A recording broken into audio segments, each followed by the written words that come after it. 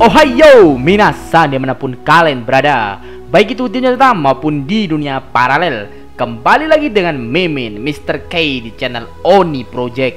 Oke, di video kali ini Mr. K Oni Project akan membahas tentang manga Jujutsu Kaisen chapter 143. Sebelum memulai pembahasannya, silahkan klik like dan subscribe-nya ya. Terima kasih. Oke, mari kita mulai. Sebelumnya di manga Jujutsu Kaisen chapter 142 minggu lalu, kita telah diperlihatkan bahwa terdapat pertarungan antara Choso melawan Naoya. Dalam pertarungan tersebut, Choso telah berhasil mengalahkan Naoya dengan menggunakan teknik terkuat miliknya yang disebut dengan teknik kutukan supernova.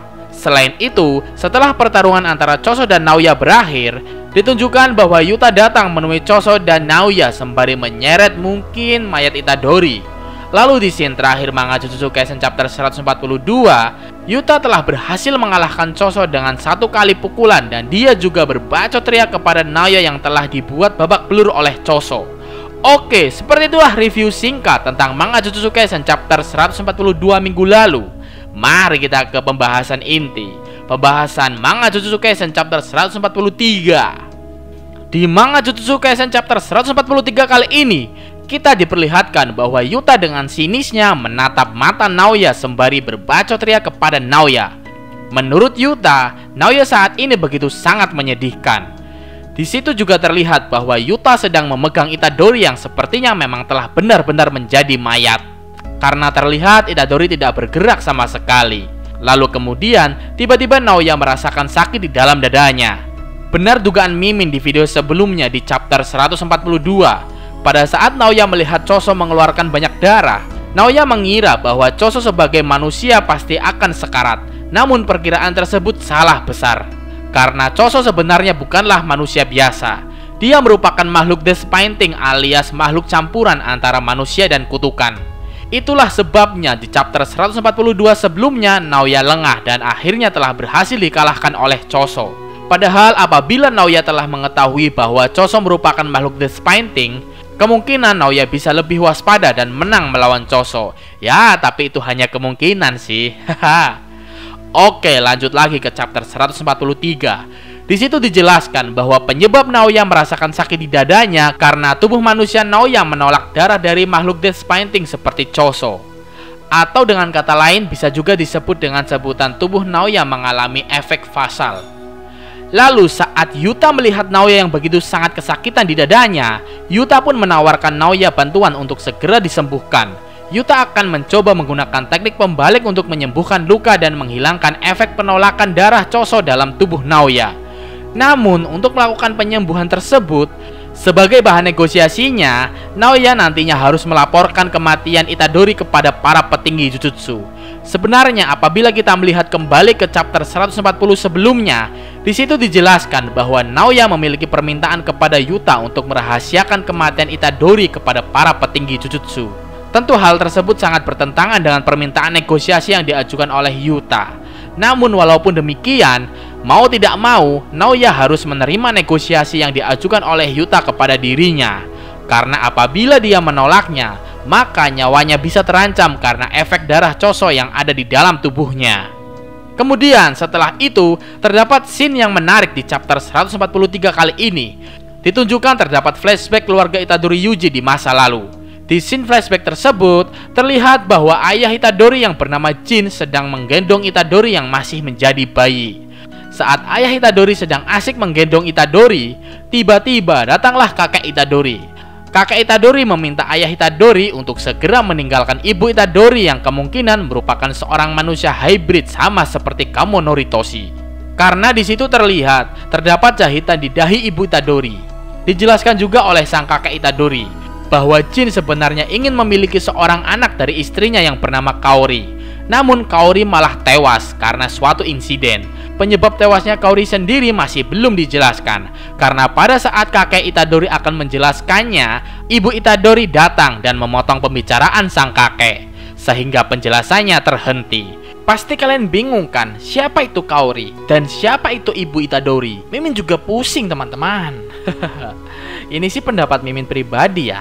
Kalau menurut Mimin sih gini, berdasarkan perkataan sang kakek, Kaori merupakan istri dari ayah Itadori yang bernama Jin. Tapi Jin tidak bisa mendapatkan anak dari Kaori karena sebelum hamil, Kaori telah tewas karena suatu insiden. Mungkin untuk membangkitkan Kaori yang telah mati, tubuh Kaori pun dijadikan manusia hybrid sama seperti kamu dan Geto. Dan setelah menjadi hybrid, Jin dan Kaori sang manusia hybrid pun melakukan enak-enak. Lalu keluarlah bayi Itadori. Jujur Mimin di scene ini masih pusing. Sang autor Jujutsu Kaisen emang beda dari yang lain. Sukanya memang memusingkan pembaca.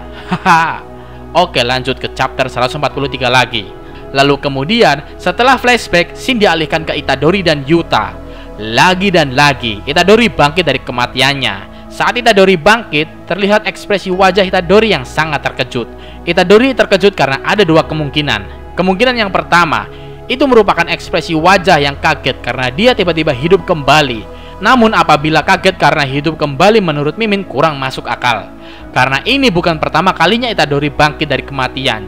Dulu saat jantungnya dipecah oleh Sukuna, Itadori juga pernah hidup kembali dari kematiannya. Tapi sekarang seharusnya apabila terjadi hal yang sama, tentu Itadori harusnya sudah terbiasa dan tidak kaget lagi. Lalu untuk kemungkinan yang kedua, mungkin flashback tentang keluarga Itadori yang Mimin jelaskan tadi, itu merupakan ingatan yang tiba-tiba muncul di kepala Itadori saat Itadori mati.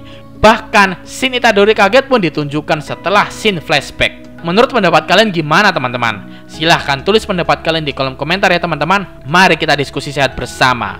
Oke, lanjut. Saat setelah Itadori bangun, tiba-tiba terdapat Yuta yang sedang duduk di samping Itadori. Setelah melihat ekspresi kaget dan kebingungan dari Itadori, Yuta pun menjelaskan kepada Itadori bahwa dirinya sekitar bulan September, tahunnya nggak ada tulisannya. Saat Gojo Satoru pergi ke luar negeri untuk bertemu dengan Yuta, Gojo meminta Yuta untuk melindungi anak kelas 1 dan kelas 2, terutama melindungi Itadori. Tapi di sini Gojo menjelaskan bahwa siswa yang bernama Hakari tidak perlu dilindungi. Wah, sangat menarik sekali teman-teman. Bikin penasaran aja nih karakter Hakari. Seberapa overpowernya si Hakari ini ya? Oke, lanjut. Di sini kita juga dikejutkan dengan pernyataan Gojo bahwa Itadori merupakan siswa yang memiliki penangguhan eksekusi sama seperti Yuta. Mimin kira karena Yuta sudah lama menjadi siswa SMK Jujutsu dan sudah kenal dengan para petinggi, Mimin kira hukuman eksekusinya sudah hilang. Ternyata sama aja. Dasar para petinggi jancuk. Inti dari permintaan Gojo kepada Yuta, Yuta diminta untuk mengajukan diri kepada para petinggi Jujutsu untuk menjadi seorang eksekutor bagi Itadori. Karena selain untuk melindungi Itadori, Gojo sebenarnya menginginkan informasi penting tentang Itadori. Di sini sangat jelas terlihat teman-teman. Gojo sangat tertarik dengan informasi tentang Sukuna yang ada di dalam tubuh Itadori. Gojo juga menanyakan orang yang bernama Miguel kepada Yuta. Namun Miguel tidak ada. Kata Yuta sih dia tidak ingin bertemu dengan Gojo. Siapa Miguel? Miguel merupakan saman yang dulu pernah menjadi teman Geto. Dia juga merupakan saman yang ikut ke luar negeri bersama Yuta. Saat Yuta mengajukan diri sebagai eksekutor Itadori Yuji kepada para petinggi Jujutsu, ternyata para petinggi Jujutsu meminta Yuta untuk menjalani sumpah pengikat supaya Yuta tidak berbohong dan benar-benar membunuh Itadori. Kemungkinan apabila Yuta berbohong dan tidak benar-benar membunuh Itadori, Yuta pasti akan mendapatkan hukuman yang berbahaya sebagai konsekuensi sumpah pengikat. Lalu bagaimana Yuta mengakali sumpah pengikat tersebut?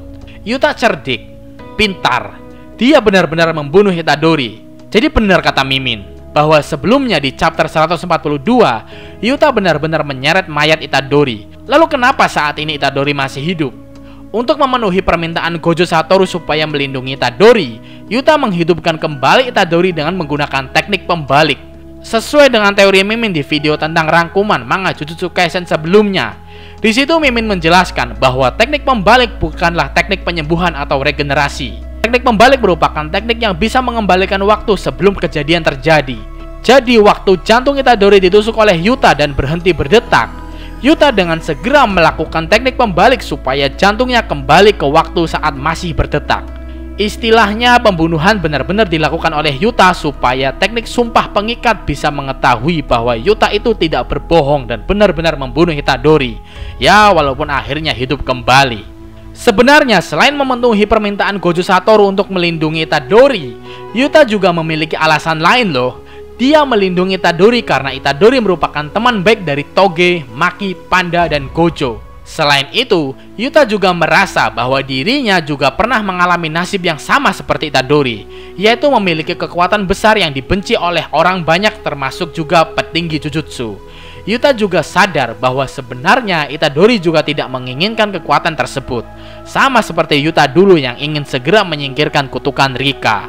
Di tengah perbacotan Yuta dan Itadori, tiba-tiba muncul Fushiguro Megumi. Sungguh sangat mengejutkan. Perkiraan Mimin di video sebelumnya benar-benar terjadi. Pada saat di chapter 141, terlihat bahwa Sukuna tersenyum walaupun tubuh Itadori tertusuk. Ternyata saat Megumi muncul di chapter 143 kali ini, dapat kita simpulkan bahwa Sukuna tersenyum karena melihat Megumi yang datang dari arah terowongan.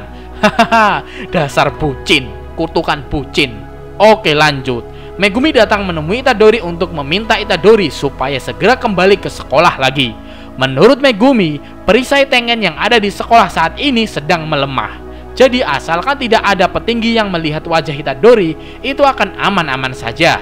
Di sini awalnya Itadori masih menolak, karena dirinya merasa khawatir apabila berdekatan dengan teman-temannya. Dirinya khawatir akan hilang kendali lagi, dan Sukuna akan membunuh teman-temannya ataupun orang lain, seperti yang dilakukannya saat di stasiun Shibuya. Di sini Yuta juga merasa bahwa Itadori sebenarnya masih bimbang antara memilih untuk mati atau hidup. Sebagai buktinya, Itadori bisa dikalahkan oleh Yuta dengan mudah. Mungkin apabila Itadori benar-benar berniat melawan Yuta, mereka bisa seimbang, ataupun mungkin Yuta bisa kalah. Selain untuk mengajak Itadori kembali ke sekolah, Megumi juga meminta tolong kepada Itadori untuk menyelamatkan kakaknya yang bernama Sumiki. Karena di chapter 136 sebelumnya di bagian terakhir Arc Insiden Shibuya, di situ Geto menjelaskan bahwa dirinya akan membuat Annihilation Migration, atau bahasa familiarnya bisa disebut dengan permainan Battle Royale, di mana di dalam permainan tersebut terdapat para manusia yang telah diberikan segel terkutuk oleh Geto. Para manusia tersebut bakal baku hantam satu sama lain, dan yang terkuatlah yang akan bertahan dan akan menjadi subjek penelitian bagi Geto. Di dalam permainan tersebut, Sumiki, kakak dari Megumi, akan ikut serta karena Sumiki juga merupakan salah satu manusia yang diberikan segel terkutuk oleh Geto. Di chapter 143 ini, nasib Choso yang setelah dipukul oleh Yuta masih belum diketahui, sedangkan Naoya juga masih belum diketahui. Oke, seperti itulah pembahasan tentang manga Jujutsu Kaisen chapter 143 kali ini. Mohon maafkan Mr. K apabila terdapat kesalahan dalam pembahasan ini. Arigatou gozaimasu and see you di next video.